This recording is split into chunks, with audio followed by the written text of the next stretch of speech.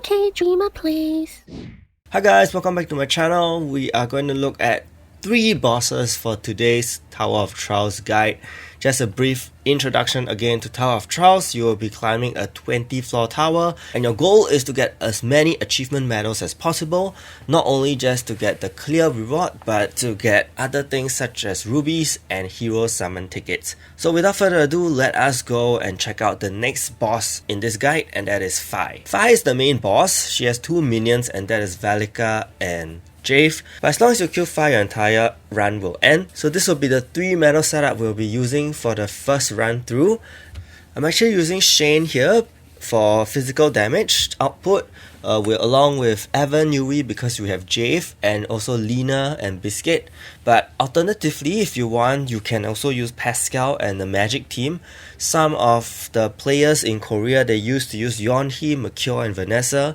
So you can also cripple this floor with Magic Reflux if you want.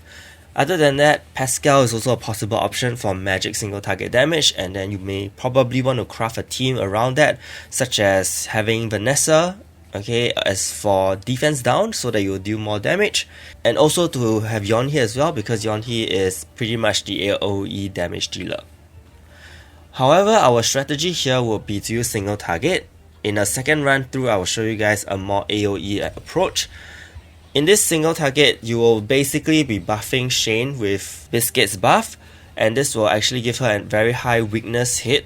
So if you guys didn't know already, weakness hit allows Shane to hit the lowest HP enemy, and in this case she will keep targeting Jave. So once Jave is down, she will then proceed to target FAI. This is basically the only approach you can go about with a single target damage dealer. So of course, buff your Shane also with Lina's top skill. Lina's top skill allows you to have more damage increase so that Shane will hit harder and kill Jave much faster so that you can proceed with clearing the run in a shorter period of time. Of course, during the run, you need to keep an eye for your health. So your 3 main sustaining skills will be Evan's shield, will be Yui's bottom skill and Lina's bottom skill, both of which are continuous healing skills that actually stack. So you can actually cast both of them to be basically at full HP all the time. One thing to keep in mind would be to keep in mind Valika's buff duration reduction and FAI's buff removal, like in this case, before casting any buffs such as your barrier and your continuous healing, because they will just remove it, or reduce the duration of it, and it will not be useful anymore.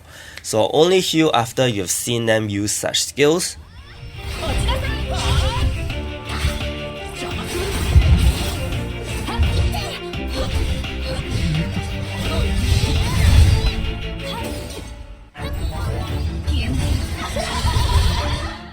So Jave is now down, and this chain attack will land on FAI next. And once FAI is targeted, she will just be targeted for the rest of the match because she will have the lowest HP. Thereafter, you'll see that once FAI is down, then everything ends. You don't even need to kill Valika.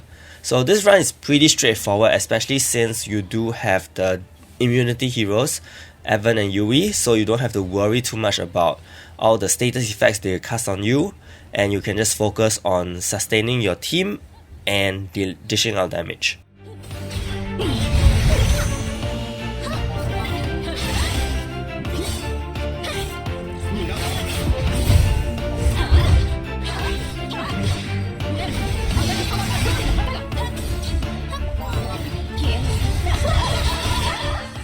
FAI does have a revive, and she also has a small little shield for 3 turns, so just keep that in mind. The revival is just basically here to drag your run for a little longer, just to be more annoying for everyone. So yeah, you just have to do the same thing as well. Continuously use Shane's skills and heal yourself.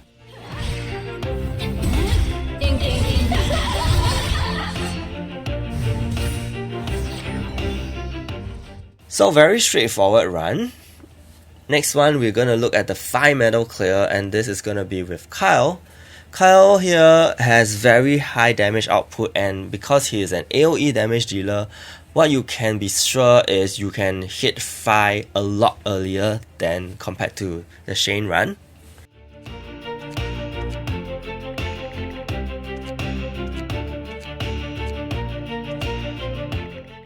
Kyle here is on the boss set, and this means that he will hit FAI for extra damage. He will not have the extra damage on Velika and Jave. Same thing, buff Kyle with Biscuit's buff. And then use his top skill first to reduce the enemy's HP, followed by the bottom skill. For the bottom skill, it actually scales off lost HP, so using the bottom skill later on is better that way.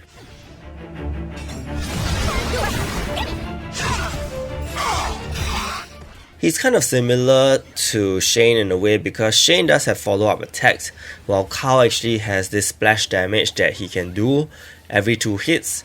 So this will help to allow you to chip off the damage of the HP of FAI slowly and steadily.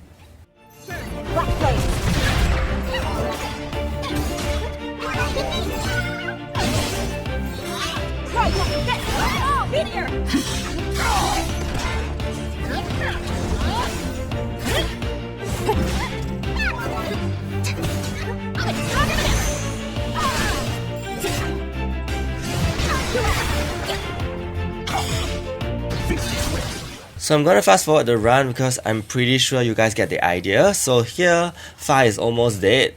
Jave is already gone. And if you recall, once FAI revives, she will be able to get a shield. She will be able to heal back some HP and get a shield. But nonetheless, I don't think this will be a big issue.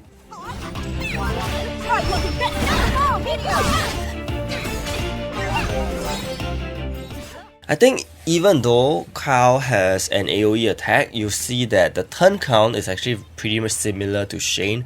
And then the reason for that is that Kyle's cooldown is a lot longer than Shane, because Shane only has 1 skill and 30-second cooldown, but Kyle has 2 skills which are 90-second cooldowns. So that is why even though we are using an AoE damage dealer, the run, the timing is about the same. But you could get more medals with this second setup. Next, we are moving on to a new boss that is added this season, and that is NOHO. As you can see here, we are going with the easier clear version, which is to buff ourselves more compared to buffing NOHO. So for NOHO's skill 2, she deals fixed damage, and for her skill 1, she actually has HP alteration. Her passive itself gives her damage nullification whenever she uses one skill, so you need to hit her once and get rid of the damage nullification before you can deal big damage to her. So this is something you need to keep in mind so that you won't waste your DPS's skills. Same thing here for this run. It is really just meant for clearing purposes, so the gear isn't as fantastic. I'm pretty sure you guys will have better gear than this particular stage of the video. Of course, your DPS should have the best gear.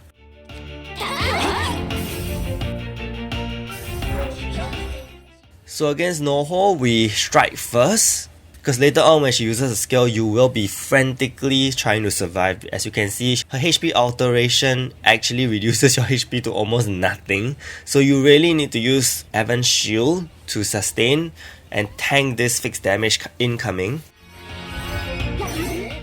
Thereafter, it will be about healing up as much as you can, and then hitting with Shane again.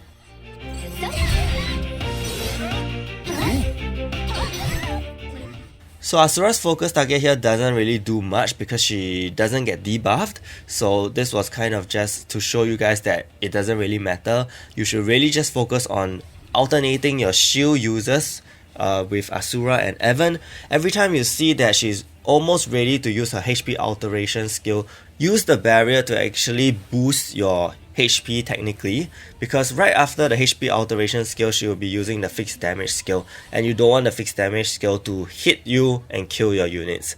So again, keep that in mind. Every time you see her left skill, okay, the HP alteration skill almost ready, then use your shield.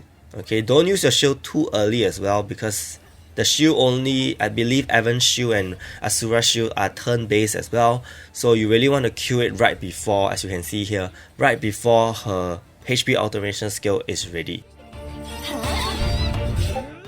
However, her HP automation skill does have a longer cooldown than the fixed damage skill, so there may be times when the fixed damage skill, she will use two fixed damage skills back to back, then use the HP automation skill. So in such cases, you really have to continuously monitor your HP and make sure that you can try to sustain yourself while waiting for the chance to cast the shield.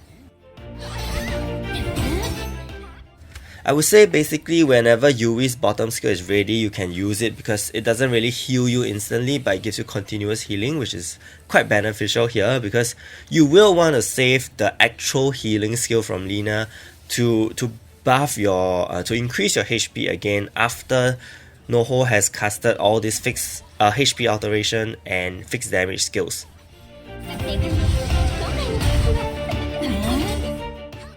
So of course, while maintaining your own team's HP, we cannot forget that you still have to do damage to NOHO. So of course, buff with Lina's top skill, and then use Shane's top skill. I mean, only skill. Same thing here, once you see that HP alteration is almost like few seconds to being ready, cast the shield so that you will be able to take any extra damage that she does on her basic attacks later on. And even when she casts this fixed damage skill, your shield actually soaks up the damage, so you will be fine.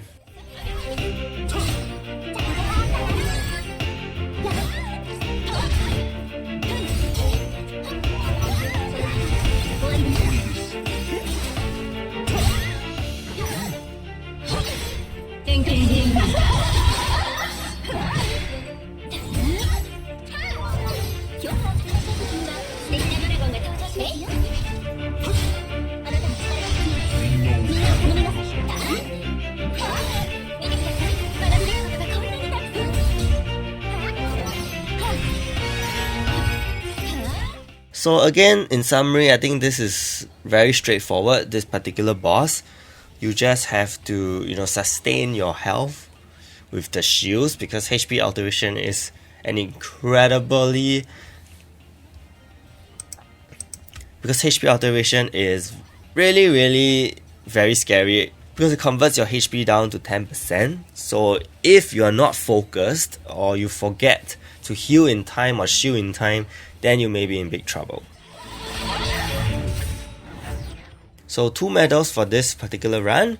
Next run, we are going for 5 medals and we'll be using Carl instead.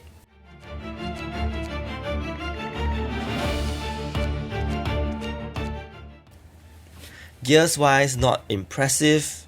Okay, the reason why you're using Vanguard set on Asura is because Asura's shield scales off her attack, so you want as much attack on her as possible. So always cast the shield first so that you'll be able to take the HP alteration. NOHO will always use the fixed damage skill after as the second skill, so as long as you have the shield up, you will be able to soak in this fixed damage. Then heal up after casting both of Kyle's skills.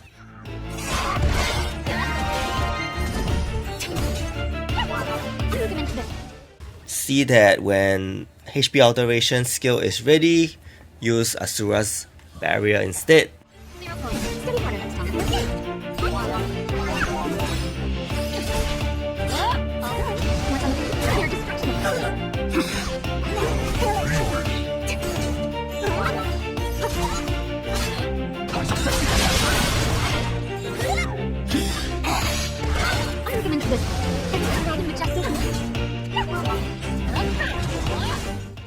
So again, I think you basically get the idea of this boss already. I'll fast forward to a much later stage of the fight.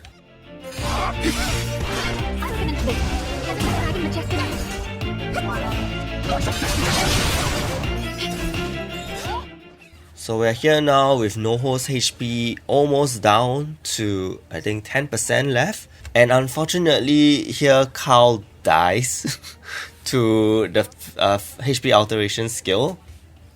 So don't worry, you still have Yui here for revival, so it's completely fine. But unfortunately here Lina dies, but that's okay. As long as Carl is around, you will be able to finish the run by having your DPS intact. I think one good thing about Kyle is that he's able to do damage based on the enemy's max HP. So all these bosses have pretty high HP and the damage accumulated can be quite significant. Last but not least, we have Spike. He is also a new boss added to this season. For the achievements wise, we will be going for a simple clear for the first run. He does have guts, okay, and he heals HP equal to 30% of max HP upon triggering guts. He also has a very exclusive effect for this particular boss fight, and that is absolute zero freeze. Okay, and this happens when your HP is below 30%. So what you want to do is really to keep your HP above 30%, and also do not debuff Spike. So Yui is not really recommended because Yui has a debuff on her basic attack. And apart from that, I mean, Spike being Spike, he will just freeze a lot.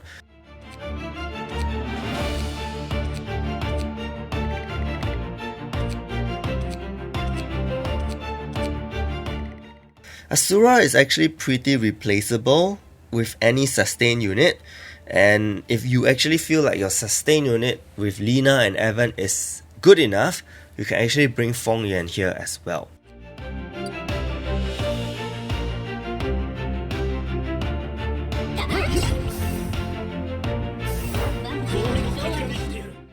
So standard defensive measures, cast the shield first and then proceed to buff with Biscuit and then use Pascal's skills. Very straightforward, you know, typical DPS skill queue.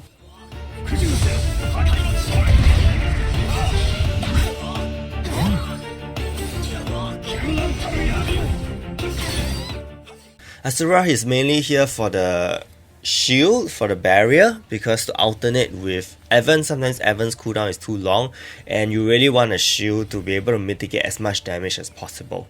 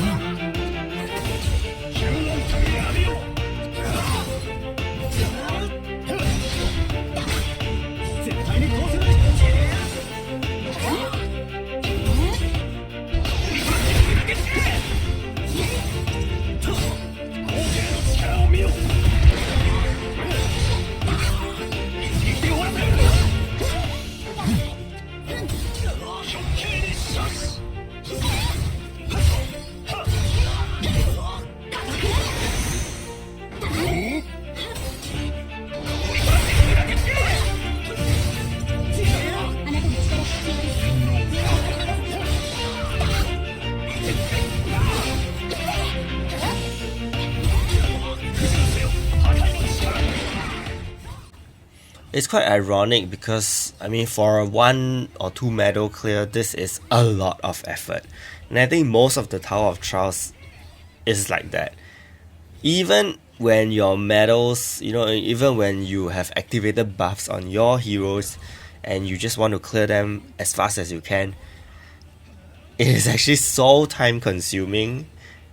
Thank goodness it's only once a month, because this is really, sometimes it gets really tiring.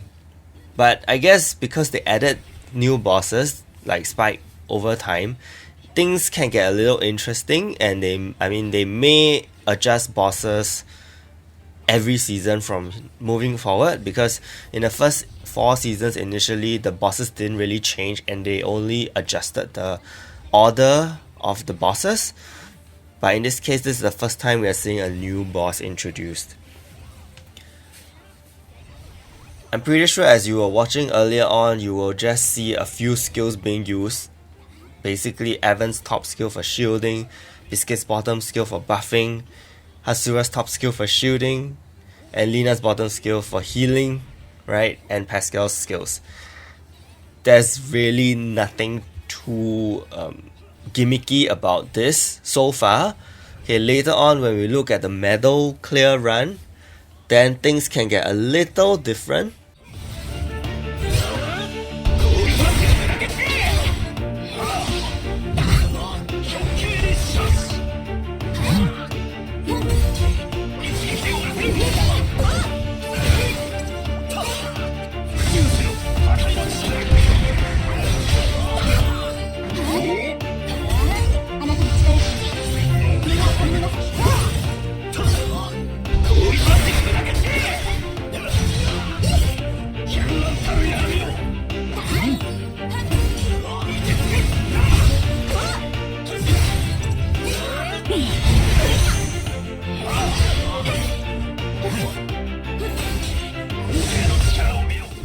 And with that, we finally clear it after so long, 5 minutes in fact. Okay, but with the 5 medal run, Spike actually behaves similar to Sylvester, in which he is able to heal himself when he attacks. So that's not very good, but you know, if you want the medals, then you gotta do things the harder way and earn them properly. But apart from that, I think the strategy remains the same. The skills we use are also the same.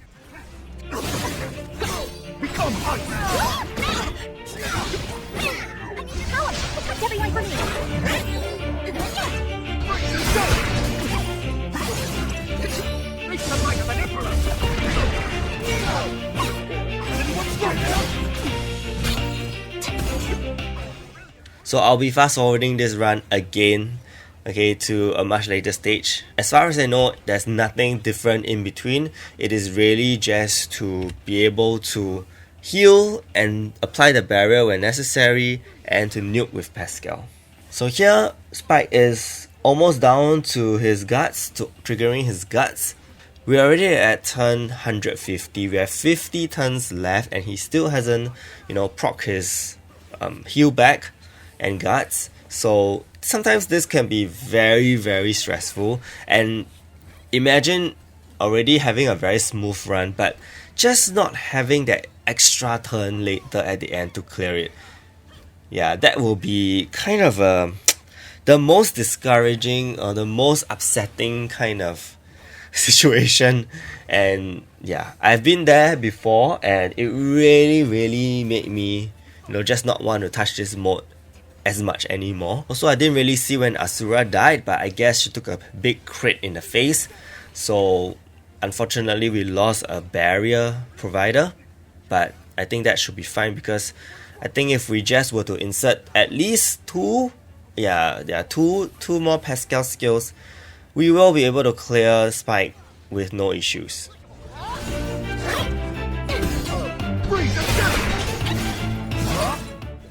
And yeah, really close. I mean, look at the turn count. 192 over 200. Thank goodness he managed to do it. And we almost encountered the timeout. So yeah, I hope this video helped. And if it did, do give it a like and subscribe to the channel. Stay tuned for the final part 4 for this season of Tower of Trials bosses. Thank you so much and see you.